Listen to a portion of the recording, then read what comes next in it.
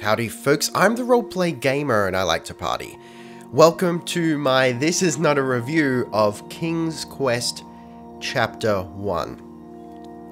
So I struggled with how I was going to present this to you. Because it is such a story-driven game, think like the Telltale games, but not really. It's more a point-and-click adventure, but without any pointing and clicking. You can actually control everything within the game just with the keyboard, just with your WADs and the spacebar, I believe. There are some sections that benefit from using a mouse, but they're kind of few and far between. Archery sections that are surprising amount. Well, I was going to say fun, but no, they're surprisingly satisfying is perhaps a better term.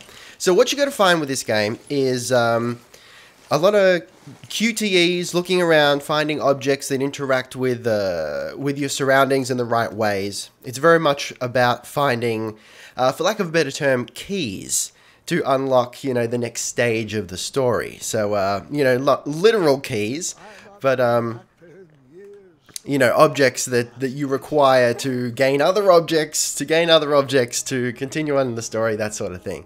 So it's all narrated by this character we've got here, Graham. He's an old guy, he's a king, and he's telling this story that we're playing to his granddaughter. So the story of how he became a knight and eventually how he became king. So this is of course chapter 1. We just get a little taste of the beginning of the journey, and that's very much what it feels like. It feels like a taste, but it's a satisfying taste. It's a taste that has me looking forward to the rest of the chapters. It is an episodic game, and it's story-driven nature, along with the fact that it's episodic, can lead to comparisons with the Telltale games. That's hard to say. Telltale can lead to those comparisons, which, I've already done.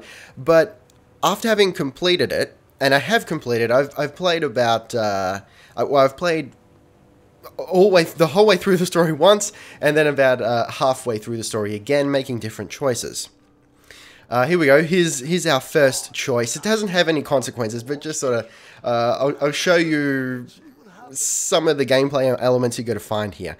So yeah, you can make those comparisons with Telltale games, but once you get through the story, you'll realize it's not really like that at all. It is very much more a point-and-click adventure. I haven't got a lot of experience with those. Honestly, this might be a terrible comparison, but the only thing I can compare it to personally based on things that I've played is like maybe the Broken Sword series. I played like just a tiny bit of that, so really don't take my word on it. Is that even what's called, Broken Sword? I think that's what it's called. Anyway, so we've got two options here. One of these is going to open the gates for us to progress. The other one will not.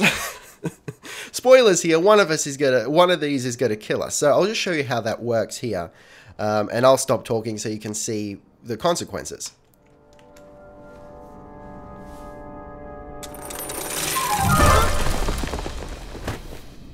And that's what would have happened if I turned the left switch. But since I am here telling this story, you already know that I pulled the right one.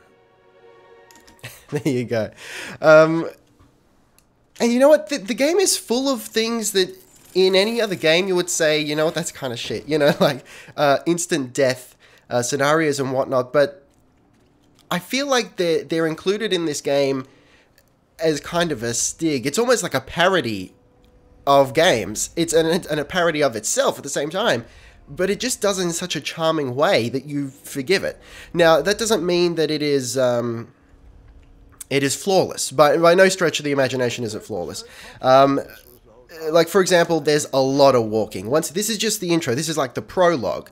The only reason I'm showing you this is to try and avoid spoilers later on in the story, and also because I actually found the prologue very compelling. I was like, all right, this is probably going to be, interesting because I like the Telltale games, so I figured, yeah, I'll probably enjoy this. But I wasn't like 100% sure. But once I got through the prologue, I was like, oh shit, you know, I actually had feels at the end of the prologue, but that was only based on my choices. There's a big choice at the end of this section, which you'll get to see. And I've made a different choice later on, and it completely changes the tone, right? Speaking of tone, hang on, I'll just show you this section. Nestled beneath a slumbering pile of teeth and claws was... Fabled mirror. Oh, so you remember this part of the story. Well, dragons are my favorite. Do you want to tell this part? Yes. King Edward sent me, the greatest knight in all... There we go. And we're back. That's actually Christopher Lloyd, you know, the Doc from Back to the Future, which is fucking awesome. I love Christopher Lloyd. It's so good. The voice acting in this is very good. If not... hang on, what am I trying to say? It's a bit cheesy sometimes, but that's on purpose. This is very much a cartoon. We're playing a cartoon here. It's interactive. In fact, the first time I booted this up and I was playing this intro section, there were parts where I was just standing around and I'm like, all right, when's this cutscene going to end? Then I realized this isn't a cutscene. This is me controlling the character. The cutscenes are so seamlessly connected with the gameplay, you don't even realize it. It looks stunning. It might not be the most graphically, I suppose, the graphical fidelity is not is not the best, right? But its overall aesthetic and its commitment to its style is beautiful. It's actually really, I mean, not to sound all wanky and whatnot, but it's actually very, very tasty, for lack of a better term. Okay, so there are some slight timed sections, but it's not like a timer ticking down. You've just got to do things quickly, but it's, by no means is it What did you do? too difficult. There are no sections that require exceptional skill. And if I can get through it, anyone can get through it. It's more a matter of, it's not even that difficult in terms of figuring out the puzzles. There was one section that I was stuck for quite a while on, but it was just because there was I'm not going to spoil it, but there was an object I needed to obtain, and I figured whenever I saw it, whenever I walked past it, I thought, I've got to be able to get this. I need that. It's like, it's hanging right there. It's going to be important to the story at some point. So that section there, if I didn't hide in the bed, and this actually took me a couple tries to figure out, because I went over to the bed, but the icon didn't come up, and so I got to see the death animation for that. You actually, you get crushed by the dragon, basically causing a cave-in if you don't get into the bed quick enough. So it was just this object that I was having trouble, like I knew it was there, I knew I needed it for something, I just couldn't figure out what exact position I needed to move Graham, the character here, in order to obtain the item. And once I figured that out, I was like, oh, it's so fucking obvious, and now I can do the rest of the story, right? So a couple of those little quirks aside, the puzzles aren't difficult, but they're satisfying. I mean, I'm not usually one for these type of games, but so I suppose you should take that into consideration. If you're like point and click fiend, maybe you might find the game too easy. But again, you know, take that with a grain of salt, because like I said, this isn't usually my type of game, but I have enjoyed this regardless. So you hit tab and then you can use your objects on various things, and luckily, like for example, if I just move away here and hit tab, there's nothing in the mirror there, in the magic mirror, so you know that there's nothing to interact with there. So it kind of gives you a helping hand in that if you can see an object in the mirror when you press tab, you know that something is going to be able to interact with it for the most part. So we just use the missing handle on that. So what I was saying before I get sidetracked so easily, the game does a few things like, you know, instant death situations that are usually like, that's like a no-no. You don't do that in games. But I feel like the way they present such situations is so charming, and it's obvious that it's on purpose. You know, it's like you take a wrong step or something, you pull the wrong lever, and then the narrator says, you know, well, that's what would have happened if I did that, but I didn't actually do that, and it puts you right back to where you were before, and you can try it again. So it's just sort of, I mean, you could argue that then why do they give you a choice anyway, you know, in the first place? Because it's kind of pointless. But I suppose it just adds to the charm. But yeah, now that I think about it, you could definitely argue that it's a false choice. But while I was playing it, that's not how I saw it. So clearly it's presented in a way that does make those quote-unquote false choices satisfying. So yeah, like I was saying before that, there are some negative points here. There's a lot of walking. I'll just wait for this spike thing. Once you... Actually, you know what? Let's walk into it. I haven't died here yet, so let's see what happens. Let's see if it's a gruesome death. What do we got? After I was impaled by that spiky bed, I took a nap and decided the magic mirror could wait another evening before being rescued. Grandpa! Well, I thought maybe it was your bedtime, but I can continue. Right, there you go. And we're right back where we started. So it's just sort of like experimenting with the different things you can make the grandpa say, I guess.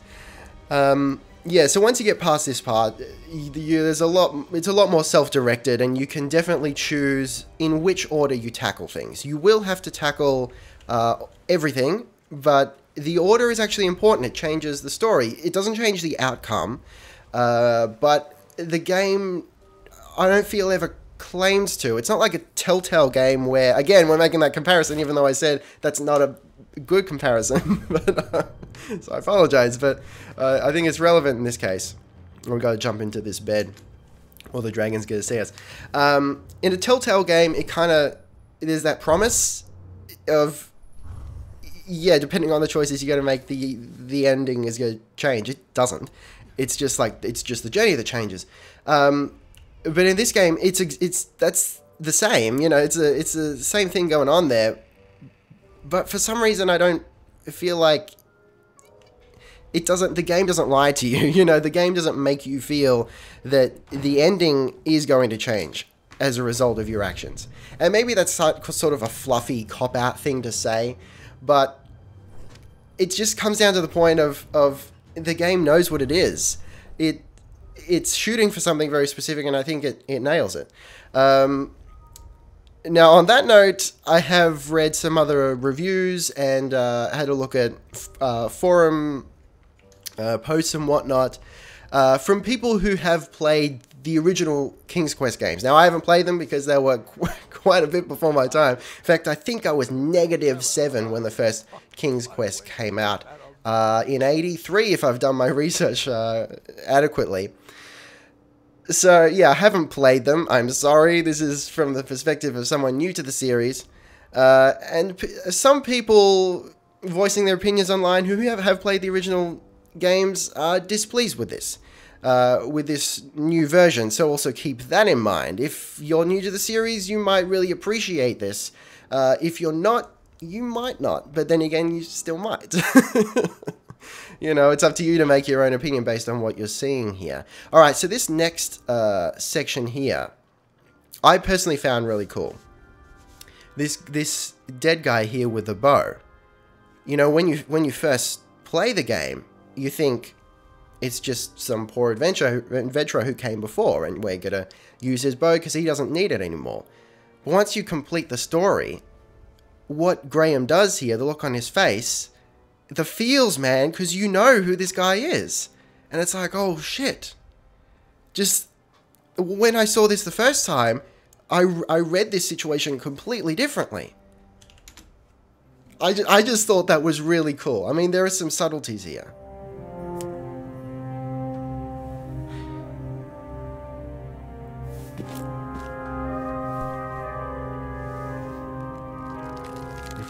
All right.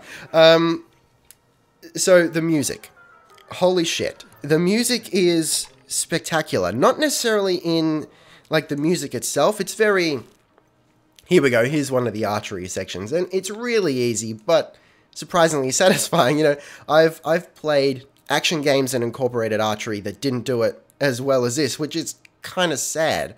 But yeah, archery in King's Quest is mostly used, with the exception of one portion of the game that only lasts like 2 minutes. It's mostly for shooting like buttons and traps and whatnot. It's used for getting past obstacles rather than combat. Yes, the music. So the music is very much that cartoony, you know, over the top, whimsical sort of thing, which is fine. But what is so spectacular is the timing of the music. It's just like, it's beautifully scored to the visuals. The cues, it's just like, it doesn't miss a beat.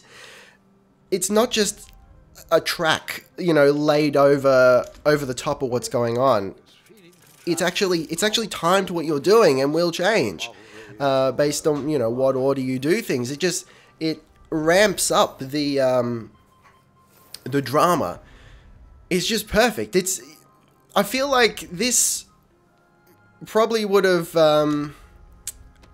been just as compelling a story if it was a non-interactive cartoon, right? Just a straight-up cartoon. It probably would have been a pretty... Well, damn it, I've gone the wrong way.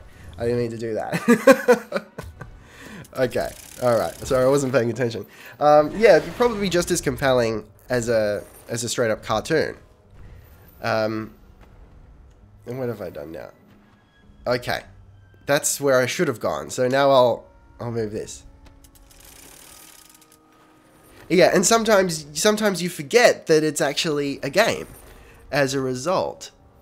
And it's mostly the music. I put it to you that if it wasn't for the music, actually that's not what I meant to do again. That's alright. That's okay. I can fix this. If it wasn't for the music, this wouldn't be as compelling an experience as it is. Now, of course, that's coming from someone who is a musician, so I might be biased in terms of that, but my opinion there stands. Okay, alright, this is what we gotta do. We gotta move the dragon first. So yeah, these puzzles aren't hard, it's just a matter of playing with your surroundings, testing what everything does, and then executing it. My only criticism of these sections would be maybe the execution is a little bit slow. Like, once you test everything out and you know what everything does, it's like, alright, I definitely know what has to be done here. And then actually doing it is a little bit slow because you got to wait for, you know, bullies and things to move and characters to do their thing and whatnot. But I suppose it's a minor issue. It's like the walking around and whatnot. When things open up and it becomes more freeform, and you can do things in your own pace and in your own order, yeah, there's a lot of backtracking and walking around. And it can get tedious, without a doubt. There are some sections where it allows you to skip, which is good, and it actually not only does it allow you to skip certain sections that may be tedious, but it also turns it into a joke. Like the granddaughter will be like, "Oh, you know, this part of the story tedious. You're not doing anything. Can we just skip it?" And the grandfather's like, "Yeah, all right." And I thought, okay, well played. You know, it's tedious to backtrack and whatnot. So that's kind of fun that they make light of that and they turn that into something that would usually be a pain in the ass. They turn it into a chuckle, which is great. They just don't do it enough, right? There is a lot of backtracking. The only problem there is, you know, how much is acceptable. Like, if you put fast travel into the game, does it then ruin the pace? Do you lose the sense of adventure and actually doing things yourself? Does it turn into almost like a text adventure because you're not walking around looking for things, you know? So it's definitely a balancing act.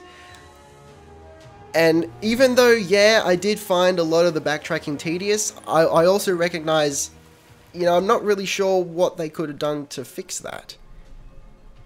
You know what? Maybe just making the movement a little bit simpler.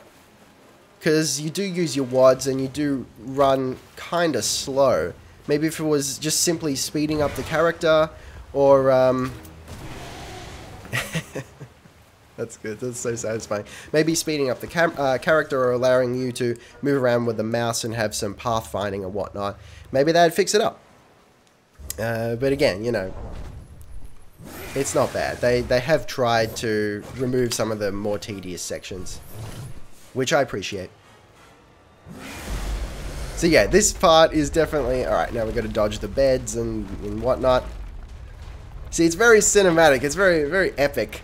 I'm sure you can see why I was so compelled by this opening section.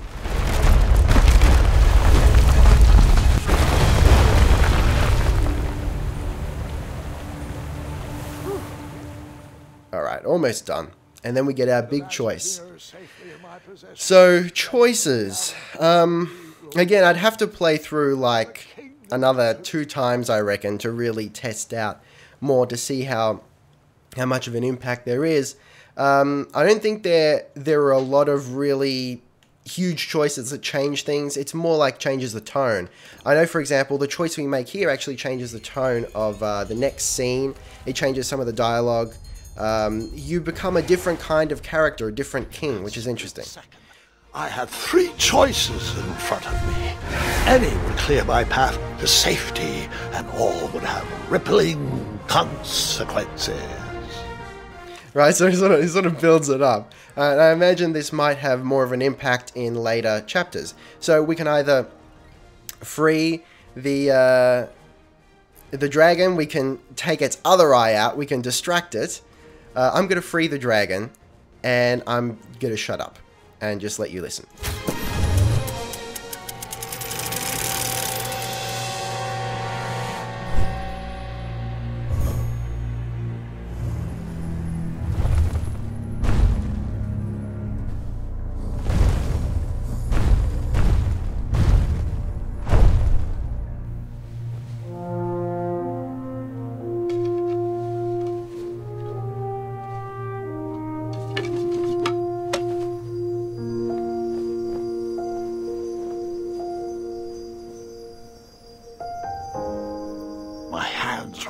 And my arms could barely grip the rope, but with the last of my strength, I climbed out of the well and headed back to the castle.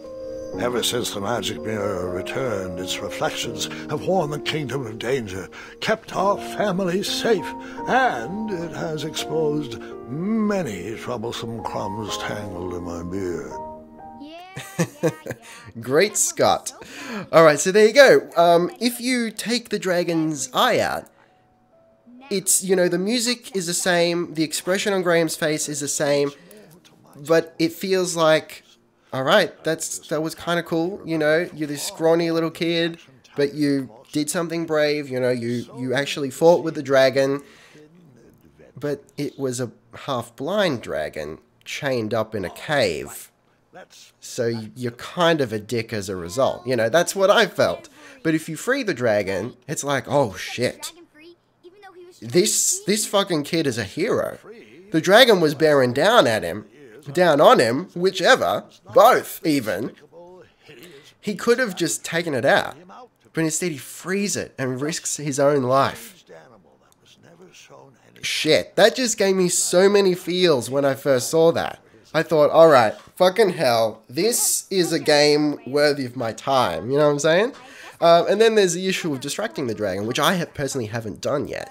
That requires for me to start a 3rd game. So that comes down to another criticism. You can't go back. There are no chapters within a chapter, you know. In an episode of a Telltale game, again, that comparison that I said wasn't appropriate, you have chapters within the episode, so you can replay sections. You have checkpoints. This game does not, at least as far as I can tell.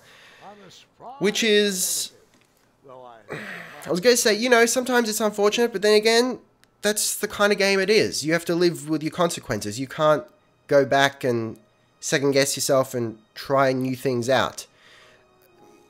So yeah, there you go. So it's kind of a criticism and kind of not, because that's just the way the game is. So I believe then this section we're looking at here actually changes as a result of what you've done with the dragon. If I'm not very much mistaken.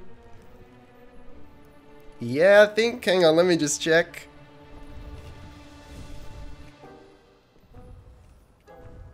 Yeah, it definitely changes. So, the granddaughter will behave differently, will take a different approach to the rattling door, depending on what you do with the dragon, which is interesting. I didn't think it was going to be that much of a big deal, that choice, or maybe it would come into play later on in the game.